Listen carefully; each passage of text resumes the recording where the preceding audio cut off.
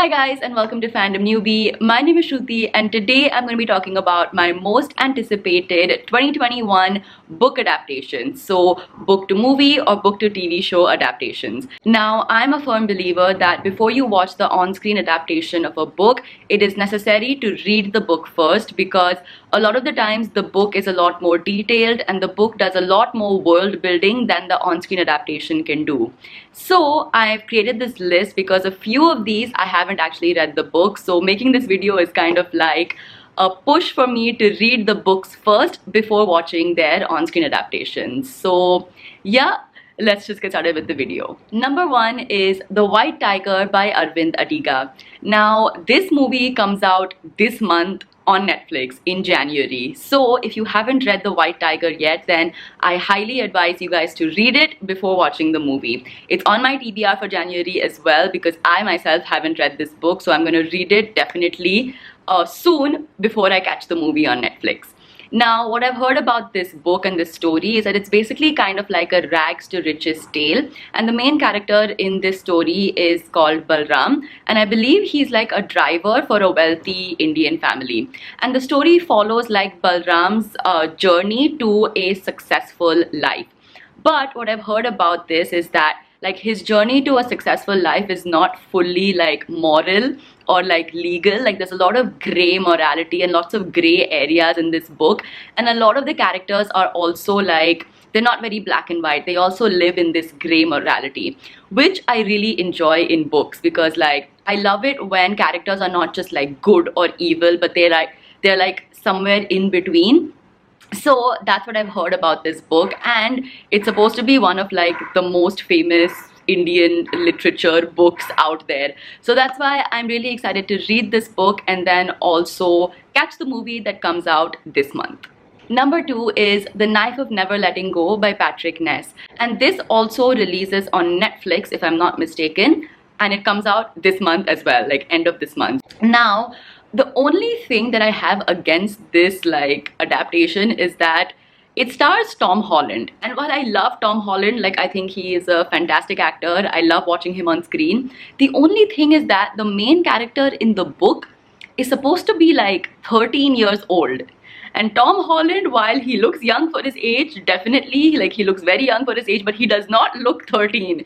So I have no idea how they're going to like pull this off and make him like 13 years old in this show. But anyway, we'll wait and watch. Like I hope it's a good adaptation. What The Knife of Never Letting Go is about is it's the story of this young boy named Todd, and he lives in a fictional town called Prentice Town. Now Prentice Town is a part of a world where the entire like women population, like all the women in the world, have been killed by a virus. Now that same virus has given the men of that world the ability to listen to each other's thoughts. Now Todd grows up believing this, believing that there are no women in the world, until he stumbles upon a girl who ideally should not exist. And from there, both of them, like the girl and Todd, they go on an extremely dangerous adventure to try to find more answers and try to like unravel these conspiracies and like, you know, the other secrets that Prentice Town has hidden.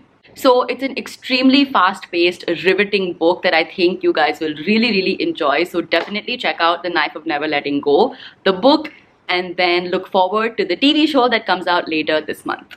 Number three is The Nightingale by Kristen Hanna.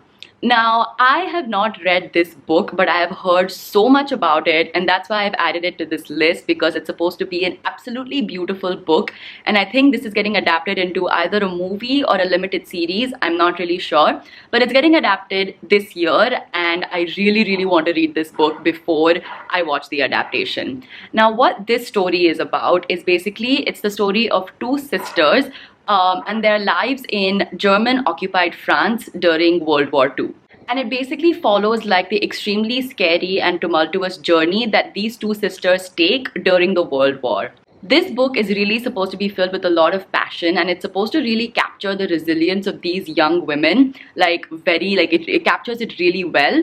And it's just supposed to be written absolutely beautifully. Like a lot of booktubers and a lot of like the reviews on Goodreads talks about how just amazingly the story is written. So I'm very excited to read this one as well, and I really hope that the adaptation is also as beautiful as this book is supposed to be. Like, I hope that the acting is good, because World War II movies, I feel they have a tendency to really, like, they can be very heart-wrenching and they can be very emotional. So I hope that this movie is also like that, because the book is supposed to be like that. Number 4 is Fear Street by R.L. Stine. Now, growing up, Goosebumps was one of my absolute favorite, like, horror books to read, and Fear Street was always kind of like the more adult version of Goosebumps. So where Goosebumps, like, the main characters were kids and, like, people in school, like probably bit like 5th, 6th, 7th standard, that age. Fear Street focused on, like, adults. So they focused on, like, college students. They focused on, like, around 18-year-olds in high school, things like that. So they were always a bit more adult and a bit more gruesome than Goosebumps. Now, when I heard that Fear Street was getting adapted into, like, a series of movies, or I guess like a limited series, I was just so excited, because Fear Street also does feel like that, like a part of my college life, and it has that nostalgia attached to it.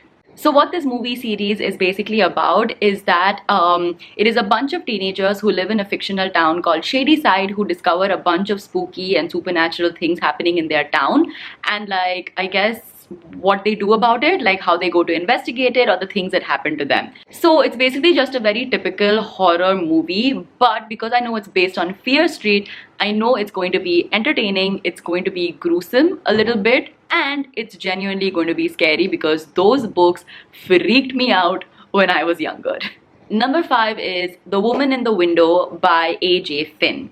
Now, this is a psychological thriller, and I don't really know a lot about this book or the movie, but I know that it's always been classified in the same group of psychological thrillers as Gone Girl and The Girl on the Train, both books that I absolutely love.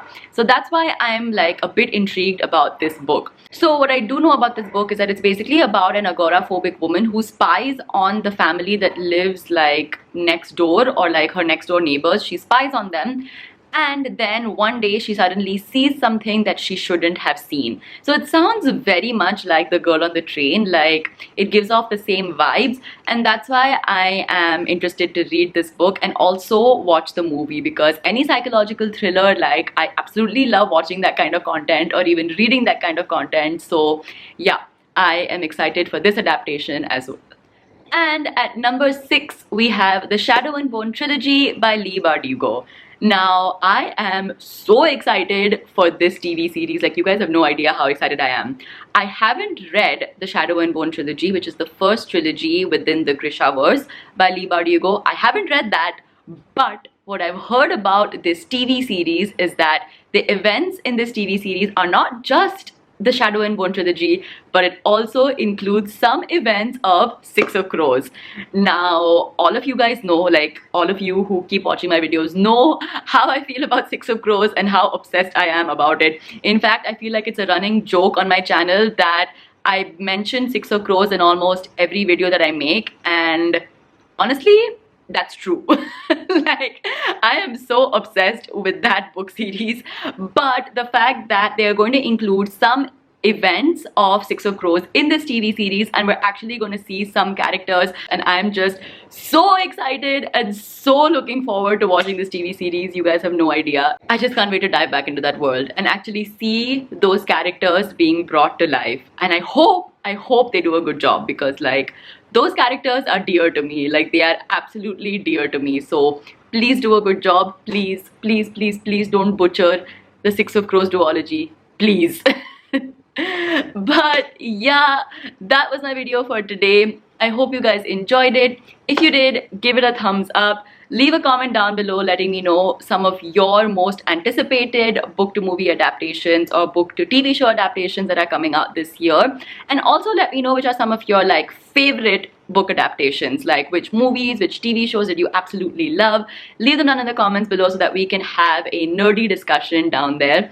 And of course, do subscribe to my channel for more book related videos. I'll see you guys next time. Bye.